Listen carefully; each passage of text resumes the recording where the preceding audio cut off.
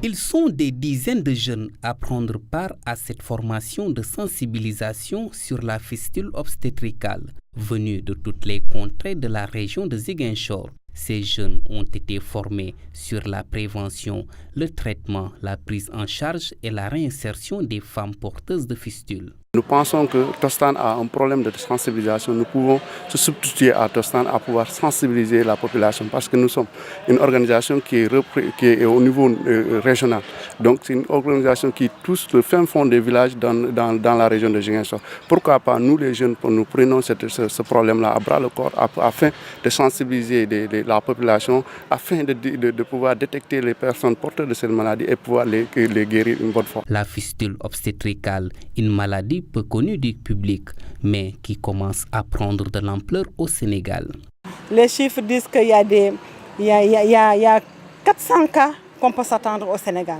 Vu la constitution géographique, vu l'éloignement des structures sanitaires et aux communautés, vu le taux d'analphabétisme, vu le manque de respect des visites prénatales et l'accouchement assisté, vu tous ces facteurs, le Sénégal attend 400 nouveaux cas chaque année. La fistule, une maladie qui survient après un accouchement difficile. Elle se manifeste par la perte incontrôlée d'urine, rendant la compagnie des malades assez délicate. Le Fonds de promotion de l'industrie cinématographique et audiovisuelle, institué par la loi numéro 2002-18 du 15 avril 2002, a pour mission de promouvoir le cinéma sénégalais et de soutenir les acteurs qui portent les couleurs de notre culture. Le FOPICA agit sous forme d'appel à projet, d'appel à proposition pour le financement des activités du cinéma ici au Sénégal. Alors, il était bon de parcourir l'ensemble des régions pour jauger le niveau de perception qu'ont les professionnels en la matière par rapport à ce fonds, mais surtout insister et sensibiliser pour que les régions ne soient pas en reste. Parce que ce qu'on constate, et je pense que le chef de l'État et notre ministre de tutelle, M. Mbagnick Ndiaye, nous a vraiment recommandé d'aller dans les régions pour que les régions puissent déposer des projets. Il faut de vrais entrepreneurs pour la promotion de la diversité culturelle et cela a bien été étalé lors de la rencontre de ce 28 juin avec les acteurs de la culture et avec l'administrateur du FOPICA. Nous voulons développer cette notion de diversité. Aujourd'hui, vous venez en Casamance. Je parle de la Casamance comme à l'autre fois, où il n'y avait pas de différence entre Ziguinchor, Sédhiou, Kolda. C'était tout ça la Casamance. Mais vous imaginez la pluralité des expressions culturelles, du patrimoine culturel existant, immatériel, s'entend. Mais je vous assure, c'est de la richesse qu'on n'exploite pas.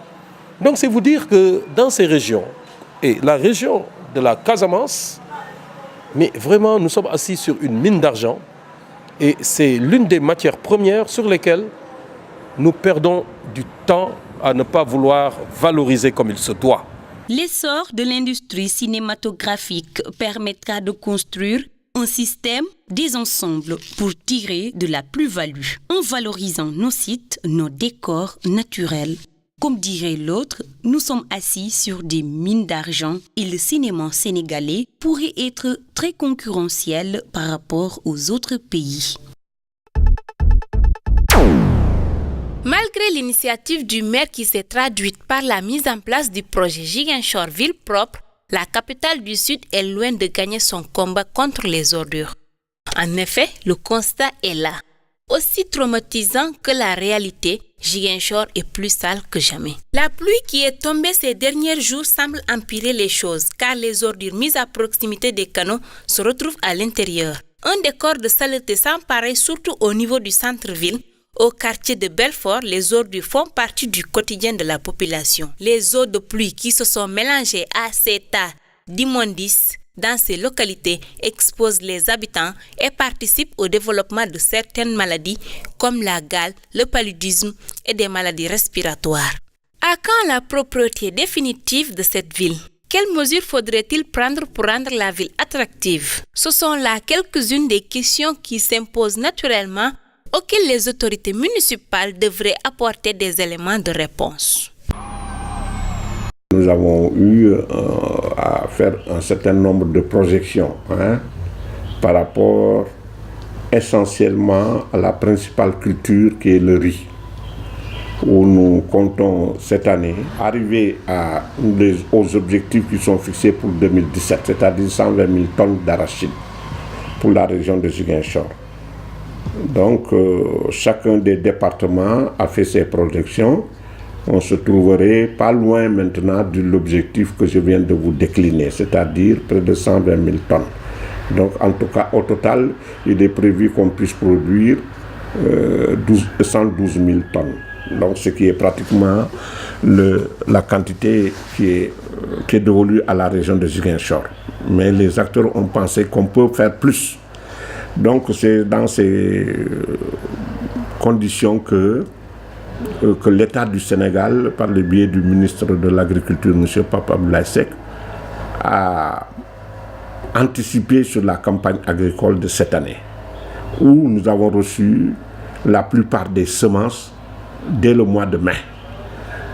C'est le cas de l'arachide, de l'arachide et du riz, qui sont les principales cultures de la région, où on est avec plus de 328 tonnes de semences de riz déjà à la disposition des producteurs et plus de 500 tonnes de semences d'arachide également dans la région de Ziguinchor. D'habitude, à l'approche de la fête de Korité, les couturiers travaillent en plein régime durant toute la journée. Contrairement aux autres années, la plupart d'entre eux sont assis devant leur machine à coudre à ne rien faire pour faute d'électricité. Les coupures d'électricité nous pénalisent beaucoup.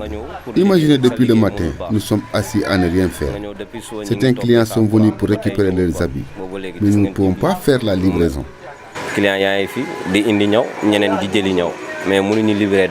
Les rares couturiers qui parviennent à travailler sont ceux qui utilisent les machines non électriques.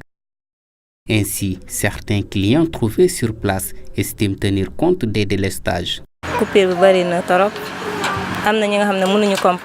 Les coupures d'électricité sont nombreuses. Certains clients ne comprennent pas les tailleurs. Par contre, il y en a d'autres qui sont compréhensifs vis-à-vis des tailleurs.